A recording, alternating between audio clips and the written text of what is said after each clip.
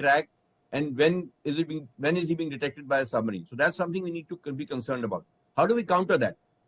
We have to ensure that our anti-submarine capability, whether it is from the air, whether it is on the surface, or whether it is from below the surface of the sea, is robust. We have one big advantage. For Chinese submarines to come into the Indian Ocean, they have to come through one of three straits. Of those three straits, they have to come surfaced through two straits because there just isn't enough water for them to make an approach, to make a dived approach. So they have to come on surface. Therefore, the moment they enter the Indian Ocean, they can be detected and tracked. Of course, they will dive after that and they'll disappear somewhere in the bottom of the sea. But the fact of the matter is that at least you have an initial position of where they were. And from there, you can do some sort of, extrapolation and figure out where they were probably headed.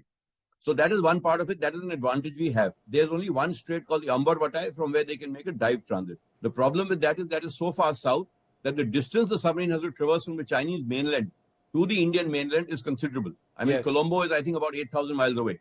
Chennai is almost 9,000 miles away.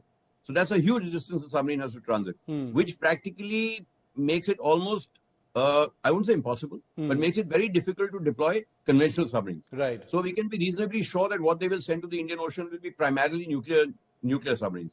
However, and here I would like to again add, they are giving Pakistan 8 AIP-equipped conventional submarines. Exactly, yes. In the next 6 or 7 years.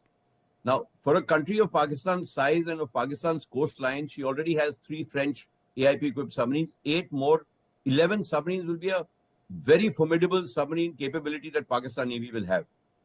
So in my personal opinion, I think this will be used by China to sort of contain India in the Indian Ocean or in the Arabian Sea by the presence of the Pakistani submarines. If push comes to shove, or we play this huge, great game is played out in the Indian Ocean. Because it's very important, if China has to assert itself in the Indian Ocean, it has to contain the Indian Navy in one way or another. Yes. As far as Indian capability goes, I think we're doing well. We have a pretty robust, long-range maritime patrol ASW capability with the P8Is. Now we're getting the Predator drones. We are focusing a lot on unmanned underwater technologies. Yes. So we should be able to have a good surveillance capability along the, let's say, the Eastern Indian Ocean to monitor and track Chinese submarines coming in. Plus, of course, our surface forces are being sort of augmented with very good, very contemporary ASW equipment now. Most of the new ships are coming with towed array sonars, very powerful hull-mounted sonars, etc. So I think the new Sikorsky MH-60R helicopters coming in, this was a weak link, because our Sea Kings had become old. That's right. So these 24 helicopters coming in will greatly enhance the fleet's integral ASW capability, the anti-submarine warfare capability. As the fleet moves, the helicopters patrol ahead, and they can detect the submarine. Then they direct the ships on to come and attack that submarine. And a submarine, for all its advantages, can get cornered very badly if there is a lot of surface forces concentrated over there. So I think we are on the right track. Obviously, we can't match the Chinese economically. Their defense budget is 5 or 6 times ours.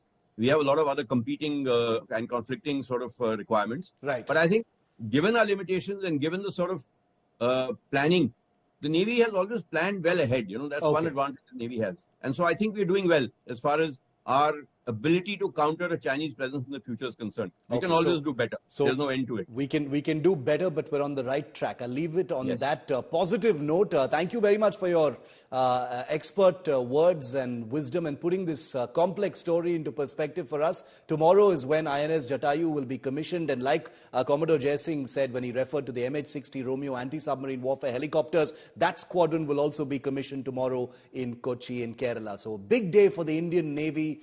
All eyes will be on both these events, and we'll, of course, be tracking them live. Commodore Anil Jai Singh, always a pleasure, sir. Thank you very much for your time here on India Today.